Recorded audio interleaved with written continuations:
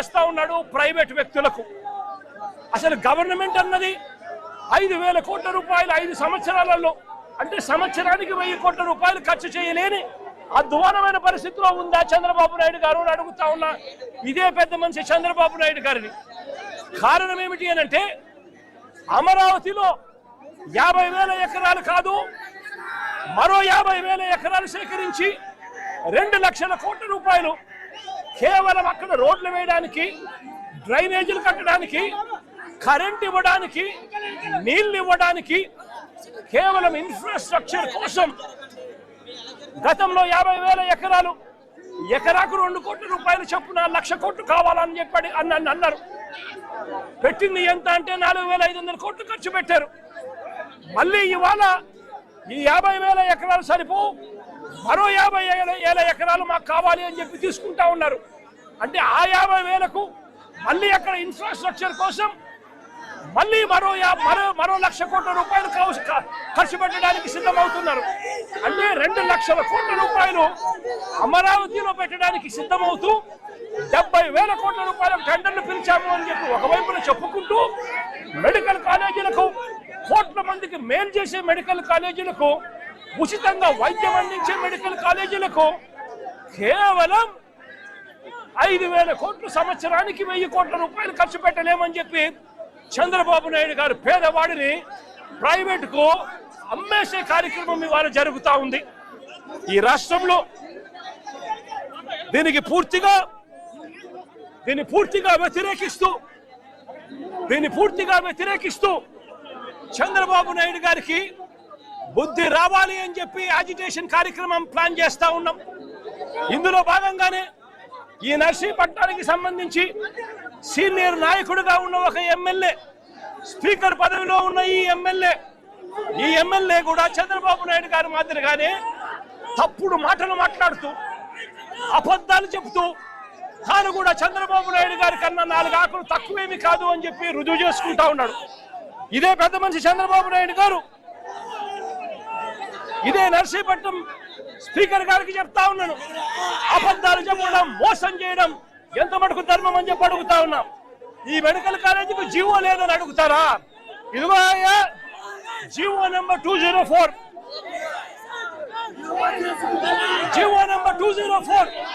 మరి జీవో లేదు అని చెప్పినందుకు, స్పీకర్ పదవిలో నువ్వు ఉండి అబద్ధాలు చెప్పినందుకు నీ పదవికి నువ్వు అర్హుడివా అని చెప్పి ఆలోచన చేసుకోమని చెప్పి చెప్తా ఉన్నా ఇదే స్పీకర్ కు.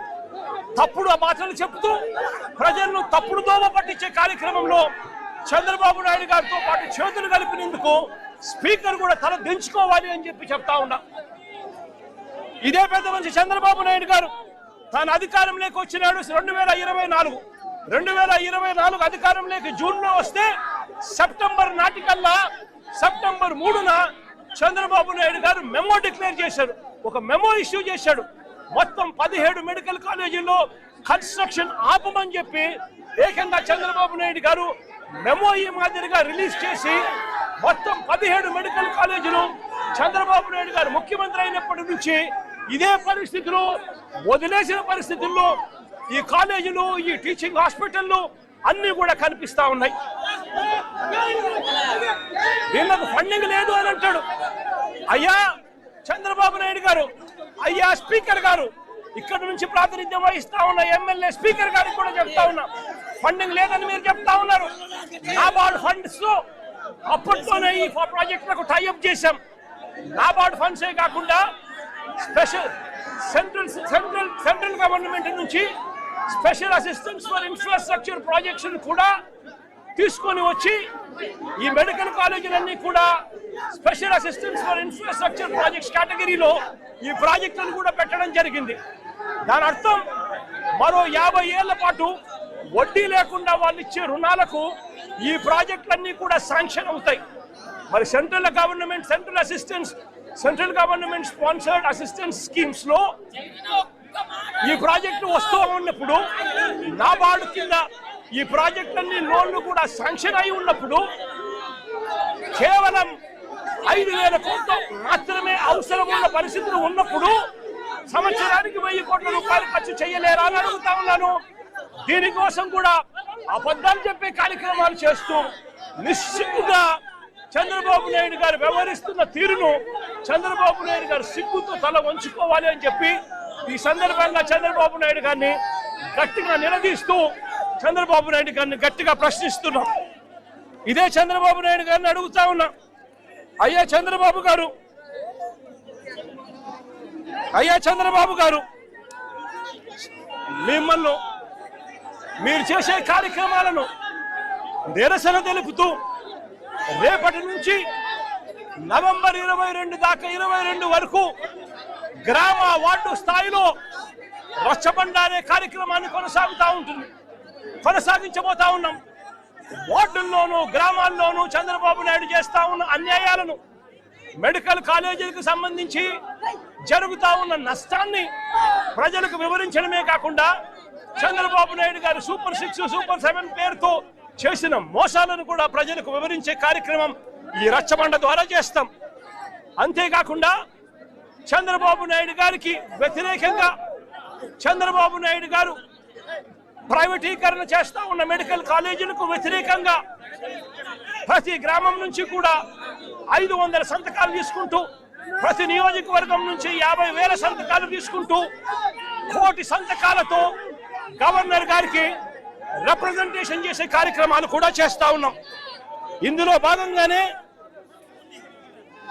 భాగంగానే అక్టోబర్ 28వ తారీఖున ఒకవైపున ఈ కార్యక్రమాలు చేస్తూ, మరోవైపున అక్టోబర్ 28వ తారీఖున నియోజకవర్గ కేంద్రాలలో ప్రైవేటీకరణకు వ్యతిరేకంగా, మెడికల్ కాలేజీల ప్రైవేటీకరణకు వ్యతిరేకంగా, చంద్రబాబు నాయుడు గారు చేస్తా ఉన్న అన్యాయానికి వ్యతిరేకంగా అక్టోబర్ 28వ తారీఖున ప్రతి నియోజకవర్గ కేంద్రంలోనూ ధర్నాలు చేసే, నియోజకవర్గ కేంద్రంలోనూ ర్యాలీలు చేసే కార్యక్రమం చేయబోతా ఉన్నాము. ఈ ర్యాలీతో డిమాండ్ పత్రాలు నియోజకవర్గ కేంద్రానికి సంబంధించిన ఆఫీసులో ఇవ్వడం కూడా జరుగుతుంది. అదే రకంగా నవంబర్ 12వ తారీఖున జిల్లా కేంద్రాలలో కూడా ఈ ర్యాలీలు కొనసాగి ప్రైవేటీకరణకు వ్యతిరేకంగా, మెడికల్ కాలేజీల ప్రైవేటీకరణకు వ్యతిరేకంగా జిల్లా కేంద్రాలలో నిరసన తెలుపుతూ కలెక్టర్కు కూడా డిమాండ్ పత్రాలు ఇవ్వడం కూడా జరుగుతుంది. నవంబర్ 23వ తారీఖు వరకు సంతకాల సేకరణన్నీ కూడా చేసి, నవంబర్ 22వ తారీఖు వరకు సంతకాల సేకరణన్నీ కూడా చేసి, నవంబర్ 23వ తారీఖున ఆ 50,000 సంతకాలు ప్రతి నియోజకవర్గం నుంచి బయలుదేరుతాయి. నవంబర్ 23న బయలుదేరి జిల్లా కేంద్రాలకు ఒక్కో నియోజకవర్గం నుంచి 50,000 సంతకాలు నవంబర్ 23వ తారీఖున జిల్లా కేంద్రానికి బయలుదేరుతాయి. ఒక్కొక్క నియోజకవర్గం నుంచి ఆ జిల్లా కేంద్రం నుంచి మర్నాడు నవంబర్ 24వ తారీఖున ప్రతి జిల్లా కేంద్రం నుంచి కూడా లక్షల కొద్ది ప్రజలు సంతకాలు చేసిన చంద్రబాబు నాయుడు గారు ప్రైవేటీకరణకు నిరసన తెలుపుతూ, చంద్రబాబు నాయుడు గారికి వ్యతిరేకంగా సంతకాలు చేసిన పత్రాలతో నవంబర్ 24న జిల్లా కేంద్రాల నుంచి విజయవాడకు ప్రతి లారీ కూడా బయలుదేరుతుంది. ఆ తర్వాత విజయవాడ చేరుకున్న తర్వాత గవర్నర్ గారు ఎప్పుడు అపాయింట్మెంట్ ఇస్తారో అప్పుడు మొత్తం వైఎస్ఆర్సీపీకి సంబంధించిన పార్టీలే కాకుండా మాతో పాటు కలిసి వచ్చే మేధావులను కూడా తీసుకుని గవర్నర్ గారికి ఈ 1 కోటి సంతకాలు చేసిన డిమాండ్ పత్రాలను గవర్నర్ గారికి కూడా సబ్మిట్ చేయడం జరుగుతుంది. నేను అడుగుతా ఉన్నా ఇదే చంద్రబాబు నాయుడు గారిని, అయ్యా చంద్రబాబు, నీకు బుద్ధి జ్ఞానం ఏదైనా ఉండి పొద్దుకు పోయేదో ఉంటే నువ్వు చేస్తా ఉన్న ఈ అన్యాయాన్ని వెనక్కి తిరిగి దిద్దుబాటు చర్యలు తీసుకునే కార్యక్రమం చేపట్టకపోతే తీవ్రమైన పరిణామాలు ఉంటాయని చెప్పి చంద్రబాబు నాయుడు గారికి గట్టిగా నిలదీస్తూ చెప్తా ఉన్నాం. ఇవాళ చంద్రబాబు నాయుడు గారి పరిపాలన ఏ స్థాయిలో ఉంది అని అంటే కురుపం